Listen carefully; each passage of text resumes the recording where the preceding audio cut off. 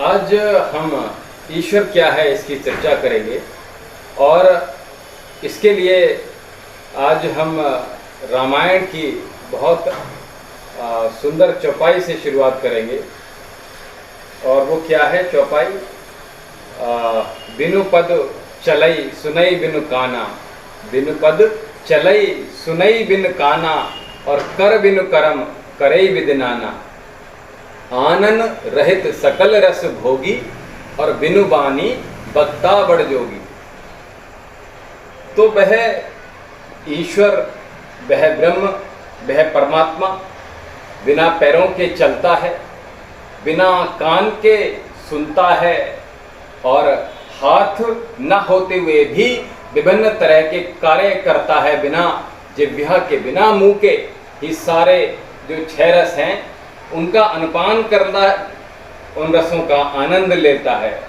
और बिना वाणी के बहुत योग्य वक्ता है। बहुत आवश्यक है, क्योंकि अगर ये समझ लेंगे हमारा सारा समाज,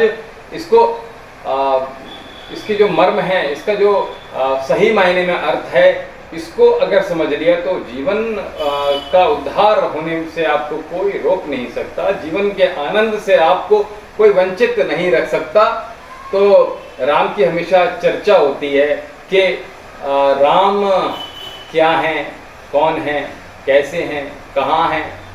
तो राम के बारे में अगर हम कहें, ईश्वर की चर्चा कर रहा हूँ, तो इसमें एक राम है घर घर लेटा, एक राम है दशरथ बेटा। घर घर लेटा यानी राम प्रसाद है, राम है, राम स्नेही है। तो एक राम है घर घर लेटा, जो घर पर है, हम आपस में जो देखते हैं एक दूसरे को। और एक राम है दशरथ बेटा, यानी दशरथ जो महान राजा हुए, उनके सुपुत्र मर्यादा पुरुषोत्तम श्री रामचंद्र जी। और एक राम है जगत प्रचारा, और एक राम है जग से न्यारा। जो जग से न्यारा है वही निर्विकार है, और वही परमेश्वर है, वही अन्नदाता है, वही सबका स्वामी है, और वही अल्लाह है, ईश्वर है, गॉड है। आप उसको जिस नाम से भी पुकारना चाहते हैं पुकार लीजिए, उस नाम से याद करना चाहें जिस नाम से भी, उस नाम से याद कर लीजिए। तो वाकई में उस राम की हमें पूजा करनी है, उस राम को समझना है, और समझने के बाद हमें अपने जीवन में इस पंक्ति को, इस तथ्यों को, इन छोटी छोटी जो चीजें हैं, मर्म हैं, इनको अपने जीवन में उतारना है, अपने मानस पटल पे उतारना। तो हमारे कबीरदास जी भी बड़ा प्यारा ईश्वर के लिए उन्होंने बहुत कहा है, पाखंड के बारे में बहुत कहा है, और ईश्वर क्या है इसके बारे में बहुत कहा है। उन्होंने हिरण के बारे में, जब रामचंद्र जी कुटिया में होते हैं तो सीता माता उनको कहती हैं कि जाओ, मुझे वो हिरण चाहिए सोने का। तो वहाँ से कबीरदास जी उठाते हैं और कहते हैं क्या? कस्तूरी कुंडले मृग बसे, कस्तूरी कुंडले मृग बसे, मृग फिरे बन माही, ऐसे घट घट राम है, दुनिया जानत नाही कबीरा, दुनिया जानत नाही। तो कस्तूरी को कहते हैं, यानी कि सुगंध होती है एक तरह की, जो कि हिरण की कुंडली यानी कि नाभि से उत्पन्न होती है। तो कबीरदास जी जो बड़ा प्यारा कहते हैं, कबीरदास जी कहते हैं,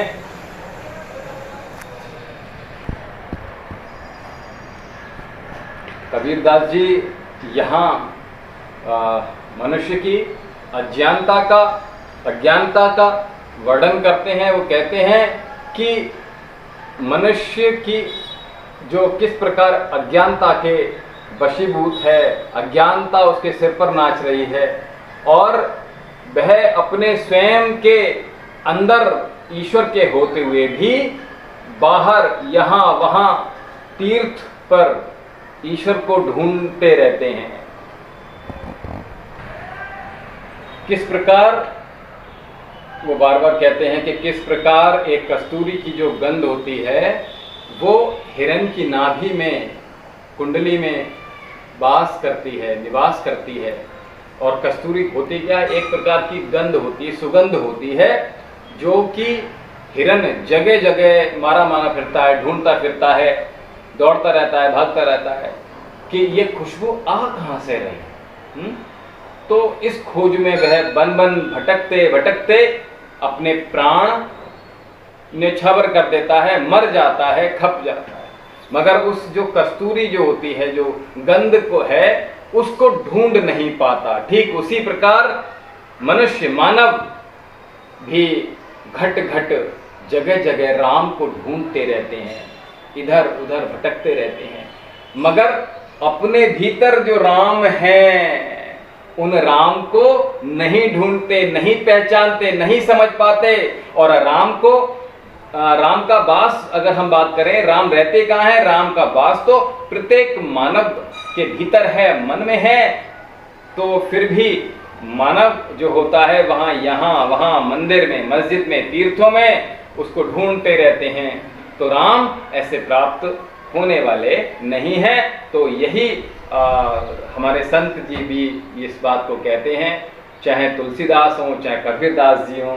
वो बड़ा प्यारा इन चीज़ों को अगर मनुष्य समझ ले, जो उन्होंने लिखा है, सही अर्थ पहचान ले, तो वाकई में जो है वो अपने जीवन का उद्धार कर सकता है, मोक्ष को प्राप्त कर सकता है।